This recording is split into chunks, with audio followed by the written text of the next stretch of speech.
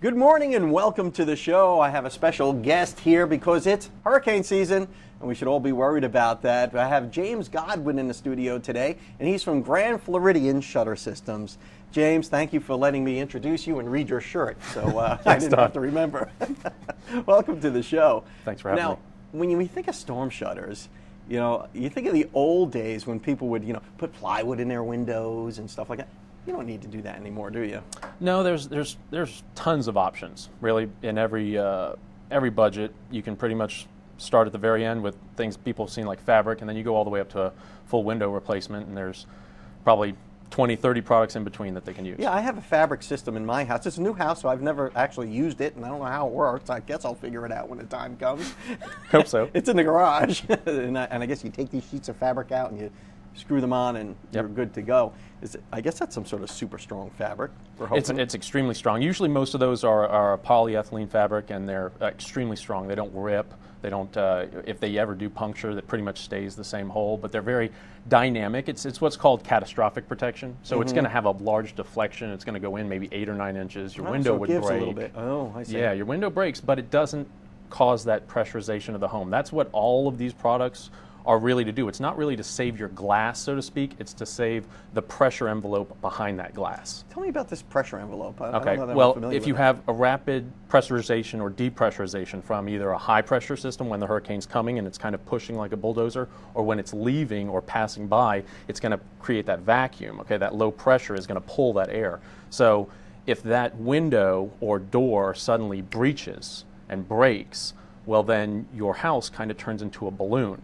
And it cannot either rapidly, very quickly depressurize and pressurize and shrink, or expand. That's when you lose your roof. That's when that really bad stuff starts to happen. So, especially in today's more energy-efficient homes that are very tight. I mean, I guess that could be an issue. It is. It's even yes, exactly. Very much so. I mean, besides the air quality issue that they've already found is starting to happen, but it is very much so. If that air has nowhere to get out, it's going to blow out the weakest link. Is there really such a thing as a hurricane-proof window?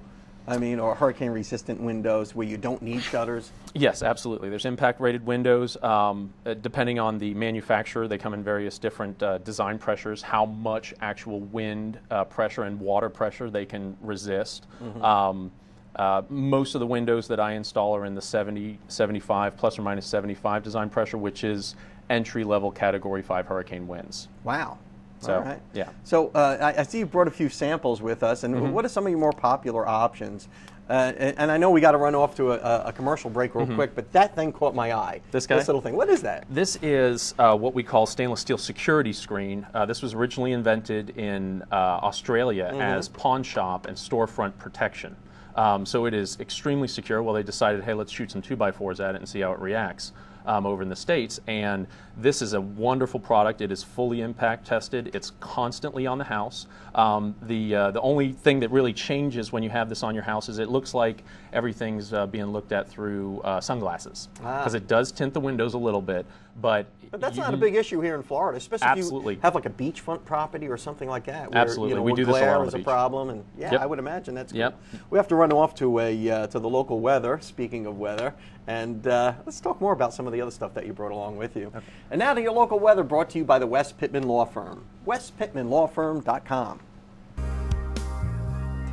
Welcome back to the show. I'm here with James from Grand Floridian Shutter Systems, and we were talking about this particular system, which looks rather industrial, but if you put it on your beachfront home, if you live out on 30A or out on Panama City Beach and you're right on the water, this cuts down on the glare.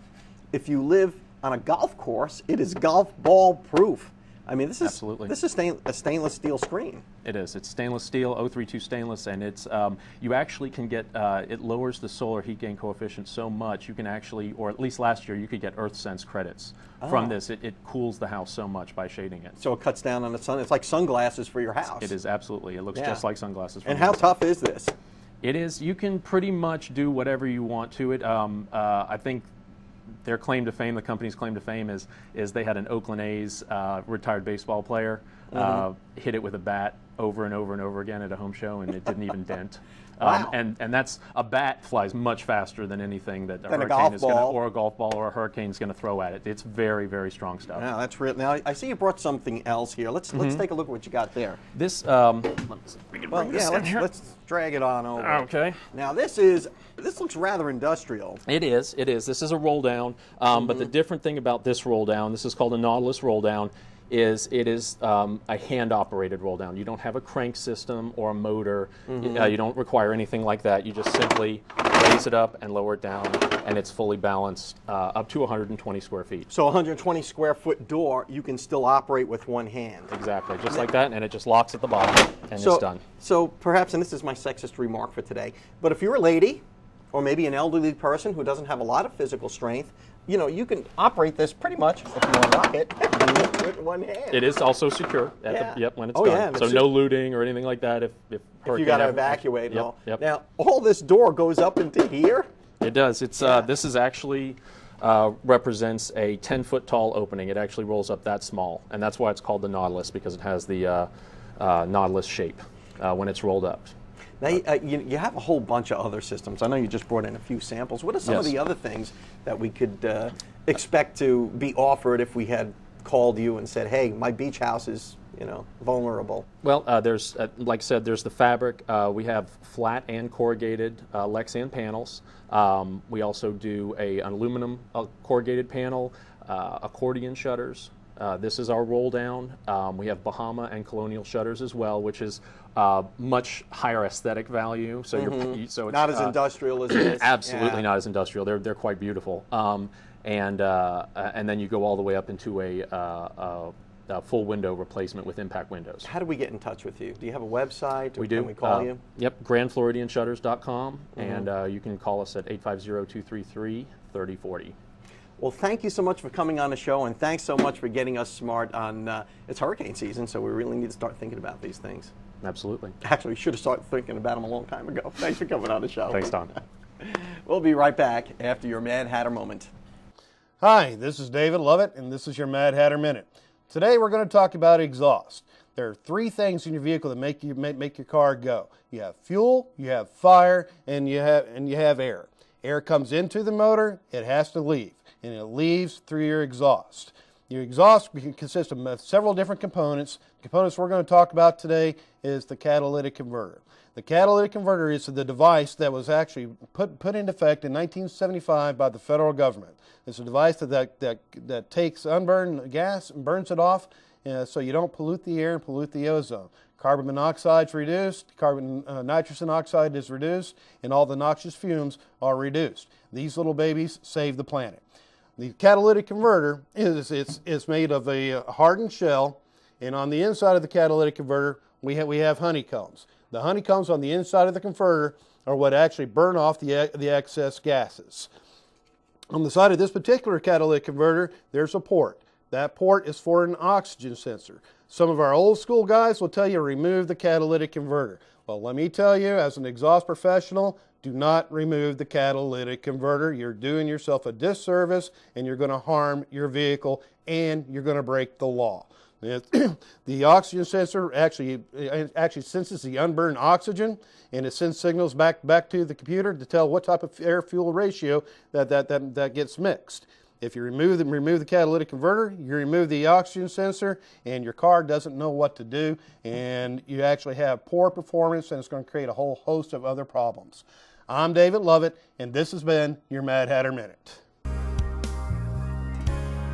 Welcome back to the show. I'm here with Dr. Stephen Favaloro from Forest Park Animal Hospital, and we're going to talk about some of the things you need to know before you adopt a pet. This is first of a two-part series. Doc, thanks for coming on the show. Good to see you. Thank you. People get crazy over animals. I mean, especially if you have little kids and you want to adopt a pet and everybody wants a puppy, and you just go and do it. Or if you're just got married, don't know if you want to have kids yet, but you want to have something in the house, or you're trying to get pregnant and you can't, and just get another dog instead. Yeah, but there's a lot more to owning a pet and things you Absolutely. need to consider before you go sign those adoption papers or buy that dog. Absolutely. You know, I think one of the things that people really need to consider is like if money's tight, you know, just say no, you know, because they're not inexpensive. I mean, if if you're looking at a dog you want to get, and it's like, well, God, things are really tight. Yeah, we can afford to buy it, but then dog food might be tight in the budget, or the shots, or guys, heartworm prevention, flea control. There's a lot that goes into it as far as monetary. So to keep a pet investment. happy and healthy, it takes more money. There's more money that goes into your pet than the additional adoption. Absolutely, and then and even after that, I mean, things you can't predict. Like if you're going to have a dog that's going to have allergies, you're always going to have medicines for that. Or, if your dog gets, accidentally breaks its leg, jumps off the couch, then you got to spend money for that. So if things are tight before you get a pet, it's not going to get easier after. Yeah. So you want to be able to have a wave hit the boat and not sink. And also too, I mean, nowadays, people losing their jobs, people who think they have secure jobs, so you go into it, you get a dog, and next thing you know, you're not there anymore, and then you got to find a place to put it. What are some of the other things we need to consider? So that is it.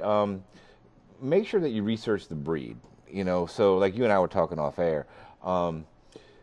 If you live in a 1 or 2 bedroom apartment and you work, 8 to 10 hours a day, probably not the best idea. A pit bull may not be your first choice. Herding breed, like a Sheltie or a Collie or an Australian Shepherd, because those dogs need lots of energy, and they're intelligent dogs too. So you take an intelligent dog that has a lot of energy, and they're going to take it out in your house. Your blinds are going to be destroyed, your sofa's going to be destroyed. They're actually develop a lot of destructive behaviors where they're chewing on themselves, things like that. So, and if you have a lot of little kids, and you get a herding breed dog, and you're surprised that they're nipping at the kids' heels. That's instinctually what they do, Or if you have little kids and you get, a Rottweiler or a Great Dane, or a Lab, and, they're growing up together, and, one's a year old and learning to walk, and one's a year old and weighs 90 pounds. Well, right. My mom always said that my sister, learned to walk despite the Dalmatian that we had. Because they don't care. They'll knock you right over going for whatever they need to. Yeah. So very important that you have the time for the breed that you want, and that, you live in the right location. Because if you live in a 2-bedroom apartment, and you might want to consider, a smaller dog, or a dog that doesn't need quite much. Or maybe a cat. Or certainly that. Yeah.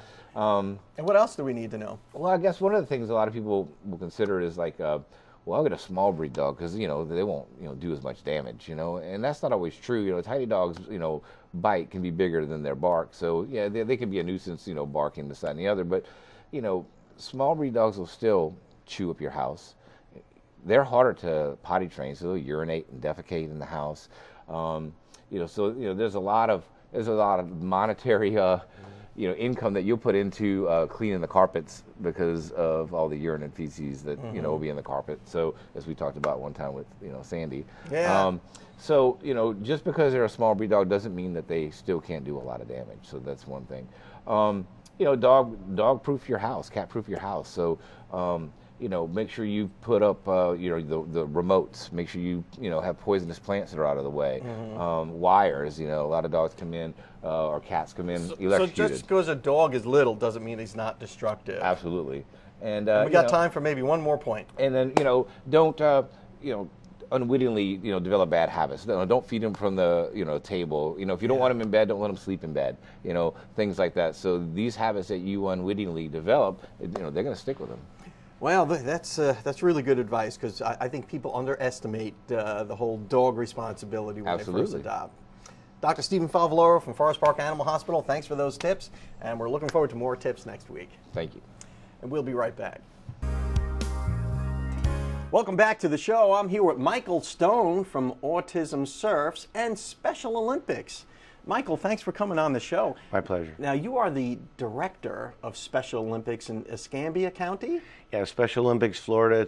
I'm a director in Escambia County and Santa Rosa counties. In Santa Rosa County. How did somebody wind up as a director in Special Olympics? I was very fortunate and privileged to work for them. They originally approached Autism Surfs. We're a grassroots organization here on the Gulf Coast.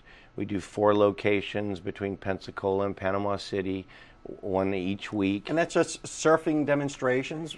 No, it's actually Basically, what we found, Rick Weeks and his wife Tanya, about a year ago, they noticed that their son, who's on the spectrum, Christopher, was just extremely happy. Obviously their senses are very acute, kids on the spectrum, and noises and things tend to bother them. But every time they went to the beach, and whether they were surfing or just playing in the sand, his day was much better. The whole family's day was much better, and so they took it from there, and Rick started doing events, and then he put it on Facebook last year. I found them, volunteered, got hooked. Are you a surfer? I am. 47 years. All right, so that was a perfect fit for you then. It was a perfect fit, Yeah. and once you are exposed to these beautiful children and their families, you really can't imagine yourself doing much else. So you started with this grassroots thing of Autism Surfs. You found out about it, you volunteered your time to help out with it, and then Special Olympics gets wind of it, and they reach out to you and say, hey, we'd like to make Autism Surfs part of the Special Olympics? Yeah, it was. They were trying to get surfing. I mean, Florida is the perfect place. Sure.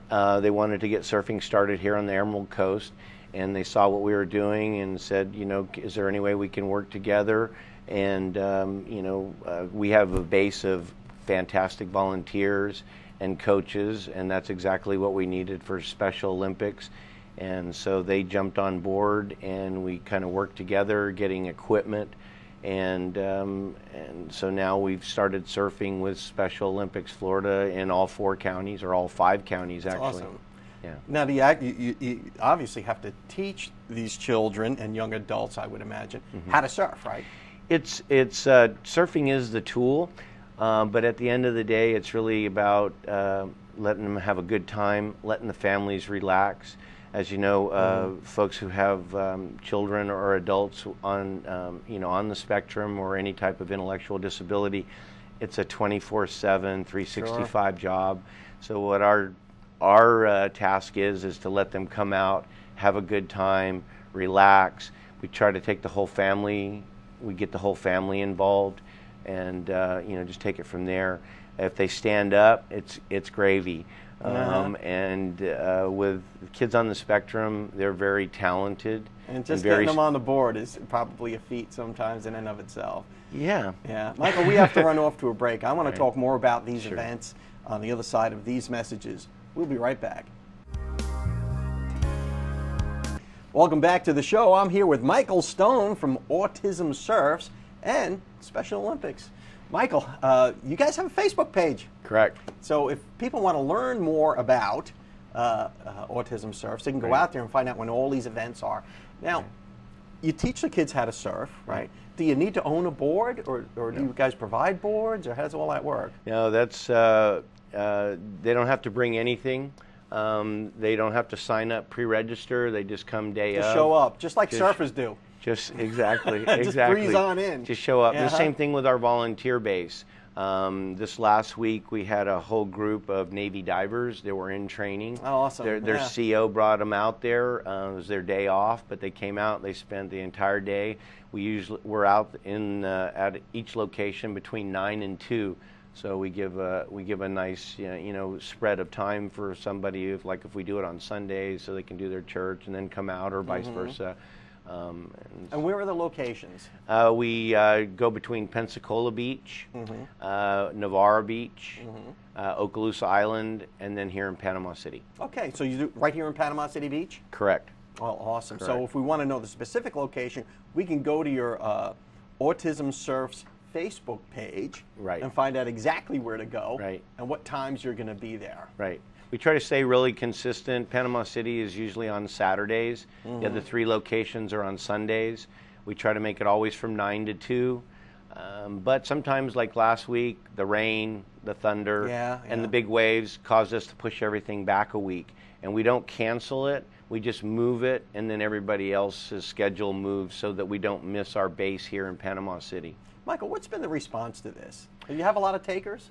It's been overwhelming. We started last year with an average of 3, 5, maybe 10 kids coming out, and young adults. Yesterday in Panama City, we had over 90 people sign in.